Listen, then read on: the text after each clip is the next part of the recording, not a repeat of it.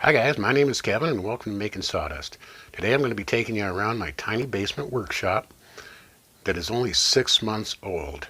It was a lot of work to get it up to the point where it is today, and I'd like to be an inspiration for you folks out there that live in a modest area, maybe don't have gigantic pole barns to set up your wood shop in.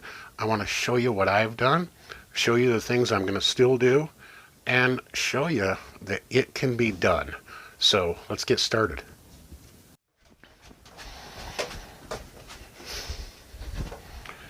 This is a shop on a shoestring.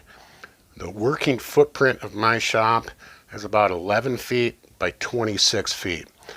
I have a gas forced air furnace, my water heater, my mechanicals for my house, ducts, and dirt walls. The only foundation wall really is right here. The rest of it sits on 3 blocks on top of a footing. The rest of it is dirt walls. So again, dirt floor. You can do this. Let's get started right here at my Mitre Station. So if you're interested in following along and knowing more of the details about the challenges that I faced when I started building this shop down here, there's a playlist, and I'll link that with a card and also in the description. But this is my Mitre Station. It's not even finished yet, just 2x4 framing, or actually 2x3 framing material because it was cheaper. Remember, this is a shop on a shoestring. Melamine top, torque screws, side fences and all that. And what I have also done is I elevated my miter saw. That way I can keep that all blown out and clear of debris and stuff like that. This is a garage sale find. I picked it up for 20 bucks. It's 20 plus years old. Still works great. One of my mottos is, yeah, we'd all love to have brand new tools, but a lot of times we can't afford brand new tools. Here on my miter saw station, I built these beds extra high, obviously to accommodate my miter saw that I have jacked up. I stash my drills under here right now, my router bits, my Craig fixture, my kit, don't tell anybody, hole saw kit, more router bits, things like that. I left these open for a reason because I didn't want to over-engineer it yet, and I needed a place to put my stuff so I could finish setting up my shop. But eventually I would like to build in drawers and stuff like that. I also built these beds back away from the front of my bench. In my workflow, I needed an extra place to lay my extra lumber, my extra stock, stuff like that. The one downfall of that is I have surface-itis. I end up stacking stuff, so I have to move things out of the way a lot of times. And also another downfall of this open system is I get sawdust and chips and stuff in there, and I constantly have to be cleaning it out. So drawers will really help that. I would like to integrate, a T-track for a stop and stuff like that, and maybe an embedded measuring tape on my fences. That would also be a good option at this point. Right directly underneath the miter saw station is my Frankenpresser. My blue Pancake Air Compressor. Again, garage sale find. I think it was like $5. I worked on it for a while, worked great, and now she's just puttered right out. She won't pump up. So I ended up picking up this. It's actually a refrigeration reclamation unit, a Freon reclamation unit. It's I believe a Frigidaire. There's a tag on the back side of that. It actually runs super quiet. Newer electric motor on it. Bought it again for $5. This propane tank came with it with a valve and all that, but I don't trust propane tanks, so I do have an auxiliary tank and another one upstairs, and I'm just kind of waiting to cobble together some fittings for it. But this was actually a really good score. The next section right here is basically a lot of hardware. I love saving my Parmesan cheese containers. They are great for screws, stuff like that. Coffee cans too, deli deli salad containers, good for organization.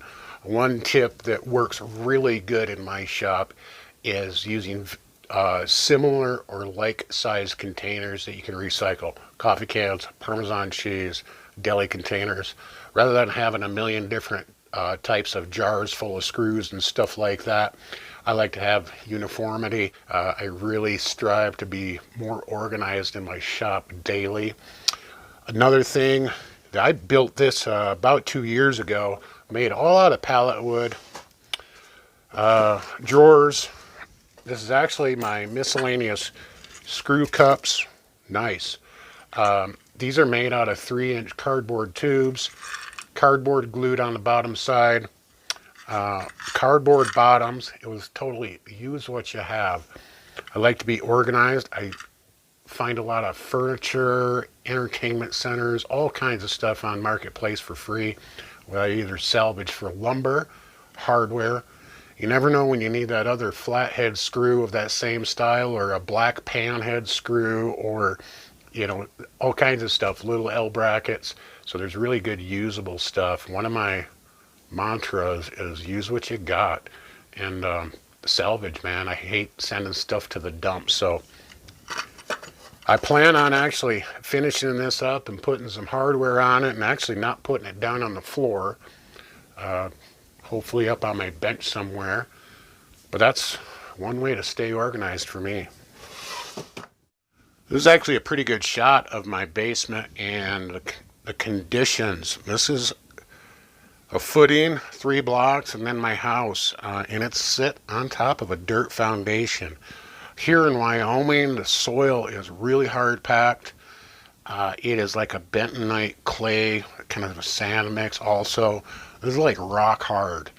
We have very little condensation, water, moisture in any area in this foundation. When it rains, and actually we're in a desert-like climate, when it rains hard, fast, and it runs away so quick down into the storm drains. It rarely has time to soak down into the soil. So there's about 4 feet behind this Mitre Station that's really unused. So what I've done is I took a 16-foot 2x6, propped it up over here, screwed it up to my stair stretchers, and this is really where I keep a lot of my lumber. You can see that over on the other side too, and I really had to get creative. This is a Facebook Marketplace score. This is a library card catalog cabinet. I'm going to take all these cardboard deals out here and actually build in some short slides. They're probably about an inch, inch and a half tall. And I'm actually going to use this as, you know, sockets and wrenches and probably precision measuring and things like that. But it's a super cool deal. Following along with my shoestring budget here, I got these cabinets free on the side of the road. Door on the bottom side, couple drawers. I keep notepads and stuff like that. My extra pencils, there's got to be 72 of them in there. The top opens up, and actually they are hanging file folder deals, so I keep a lot of stuff in there. Projects, I keep my project notes, try to keep that as organized as I can. And also, another creative storage solution, sandpaper. Okay, hanging file folders, I keep my 220, my 400, my 320, my 120, all in hanging file folders. It was quick and easy, kept it clean, kept them flat, and moved on.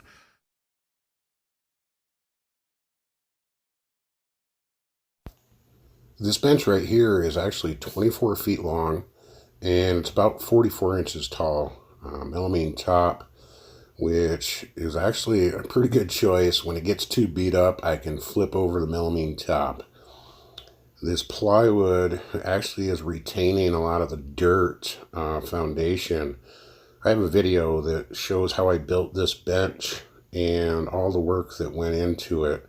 So if you're interested, also the tool wall and the shelf where I keep all my chemicals, my coffee cans, Rubbermaid tubs with paints and stuff like that.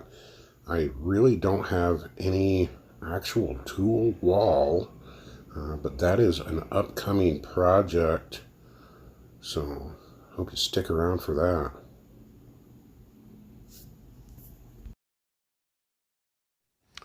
I store a lot of my jigs and fixtures up on this top shelf right now. It's a good place to keep them out of the way. Planer bed fixture, spline fixture, table saw, dowel fixture, or radius fixture, I guess you'd call it, thick stock fixture, my tenon jig, my thin strip jig, miter jig, another spline jig for my radial arm saw. And this is where my planer lives. This is a Wen 6550 12.5 inch 2-blade planer.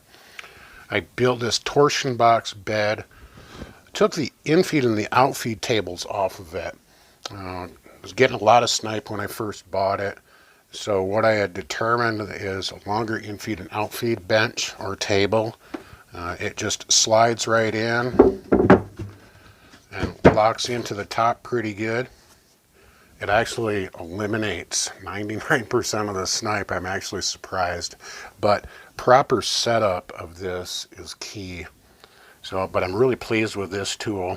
This was a brand new tool. This is not a Facebook score or Marketplace score or anything. I bought this brand new. Had it for 3 years now. Works like a charm. Flipped blades once. They're actually the same blades that come on a Delta and a couple other lunchbox planers. So I'm actually really happy with this Wen product so far. Sticking with the theme of old tools, my Montgomery Ward's Powercraft router. It's only a 1/4 inch collet, but that works really good for a handheld router. It's actually a lot lighter than my Porter cable that I have. Paid $20 for that builder's kit. It was like literally brand new when I got it on Facebook Marketplace. So buy old tools. Sometimes it's worth it. Again, another old tool. This is a barn find, 1963 Craftsman Radial Arm Saw. The unique thing about this saw, it's a worm drive saw, and it actually has a smaller footprint than a lot of your other radial arm saws. I'm not going to use this for real large material. Really what I want to use it for, and actually I have used it already, it needs a restoration, so that's going to be coming up. But I'm going to put a dado stack in it. And I do half lap joints on my elevated dog feeders and my dog kennels and things like that. So dado stack's going to be really good for that. I use it for, tenons and things like that too. So I don't know if this is going to be placed exactly right here, but it is kind of a good space for it right now. I'll be getting started on this restoration really, really quick. I have a lot of my other hand tools, my sanders, heat gun, a couple Skil saws, Sawzall back there, and my 10-inch Craftsman bandsaw. Again, another Facebook score. Works really good. Been using it until I broke the lower guide assembly. But I have a video coming out on how I'm going to fix this. And actually the way that's designed, I would imagine there's probably some other people that have broke the lower guide assembly also. So we're going to get started on that project too. What I have right here are some United States Postal Service P.O. boxes. Again, free, Facebook Marketplace. This is a perfect location to store all my scraps. These are all my hardwood scraps. I have a bucket of cherry. I have birch down here, maple right here, walnut in this guy, and hickory and some black ash in this last one. Really good option for me. when I put these down here and started going through all my scrap material, I noticed, when I group it all up, I have a lot of stuff. I'm going to have to start using up some of this maple, make some cutting boards, make some boxes, things like that. But when I'm not organized, I don't realize that I have this much stuff. So I guess that's one of the challenges of woodworking, is you accumulate a lot of stuff and you don't know when to throw stuff away. So this was actually a really good thing for me to do. Now I can inventory what I have and I don't look like a hoarder. Following along on the shoestring, this is my budget table saw. Another thing that I bought brand new, I bought my planer and this table saw at the same time. I think I got this for like 210 bucks on Amazon. This is actually a workhorse. This is a 3410 model. This bed right here, I can cut up to 24-inch wide stock. Downfall of it, it has a little tabs in the miter slots, but I ended up filing those down so I can use a cross-cut sled. It's an aluminum top. It's not dead flat, but it's a 10-inch saw and it works amazing. I've had it for 3 years. It is a workhorse, probably the best 200 bucks I've spent on a new tool ever. It is mobile. I actually have some plans for this. I want to install this actually in the bench so it slides out and possibly rotates, so it saves me some footprint in my shop. I don't really have a large assembly table or an assembly area for, big builds that fit outside of my shop through the door. So I want to be able to kind of be ergonomic and be able to place this somewhere. So I have some options, have some ideas. So stick around if you want to see some inventive ways where you can put your table saw. I don't use this to rip big long stock.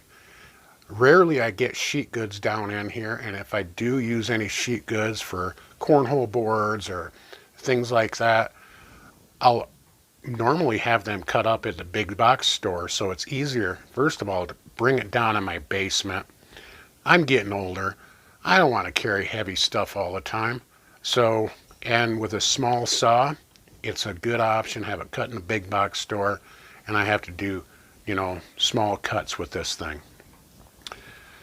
Back here, I have my sawhorses stashed, all my sheet goods stashed right here, my golf clubs and my fishing equipment over here.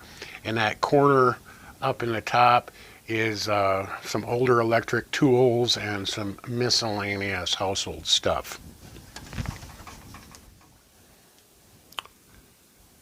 And here's my garage sale Shopsmith, circa 1983, 84, or something like that. It's a Mark V. I bought it for 150 bucks. It was set up as a table saw. It didn't have a drill chuck, didn't have a tailstock, a tool rest, anything like that. It was a table saw blade and the table. This is actually the table saw table right here. Well, I have a dedicated table saw, so I wasn't going to use it as a table saw. But the reason I bought this was the power head. It can power machines. So what I decided to do is make a machine. I made a drum sander. This is a completely homemade drum sander, salvage material for my dust collection shroud. 3-inch cardboard tube, off-the-shelf paper, homemade tailstock, homemade spindle, homemade hub, homemade table, micro adjust, bungee cord. It works awesome. I've got, I don't think I've actually spent anything on this except for the paper. So if you're interested, I have a playlist that is covering a couple videos of this build. There's a lot of different modifications I'm going to do to it. So follow along with that guy. And if you ever run across a Shopsmith for a reasonable price, pick it up. It can do a lot, and it doesn't have to be your 7-in-1 tools. I use it primarily as a drum sander, and it was well worth 150 bucks. I would eventually like to use it as a lathe so I can turn spindles for chairs and tables and things like that. But this is what I've got right now, and it's been well worth the investment.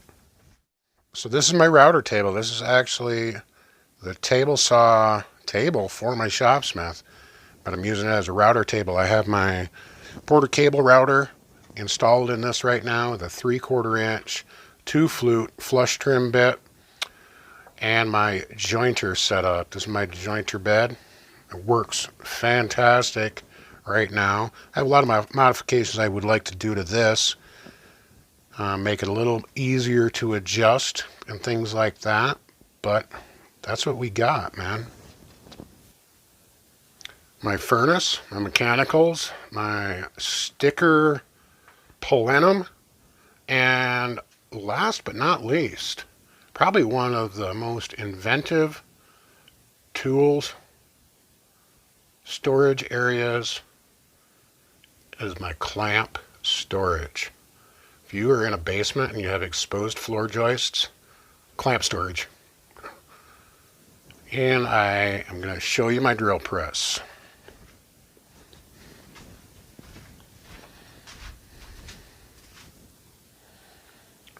This is a Chinese-made drill press. It is actually pretty old.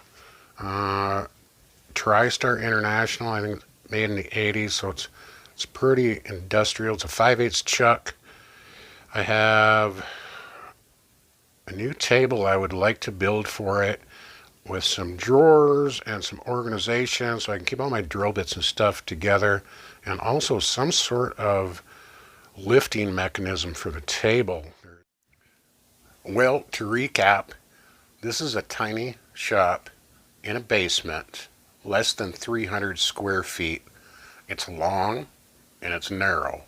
I have my mechanicals down here, which take up some of the footprint. One of the good parts of that is it's heated. I don't have a cold air return in the basement.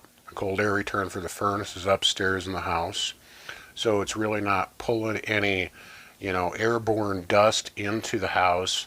I do change my filter quite often. What I ended up doing is taking one of the heat runs that was emptying out in the kitchen, because there's 2 of them in the kitchen, and I just directed one of them right down into the basement. It's not thermostatically controlled. It's operated on the thermostat upstairs in the house, but right now it's 62 degrees down here. It's 15 degrees outside, so it's such a benefit. I'm not trying to heat a wood shop, with wood or an alternative woods or heat source. I do have a oil heater, a radiant oil heater that helps, stabilize it a little bit. It's not humid. It's super, super dry. I don't have any water infiltration through the foundation, which is a bonus. I have high floor joists or high ceilings. I have a lot of garage sale tools. Build this shop on the cheap. I've really only invested approximately $150 into these benches.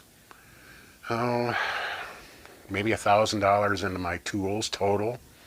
I haven't been woodworking that long on this stretch. I used to do a lot of woodworking many, many years ago, and I just finally picked up the hobby here about 3 years ago again.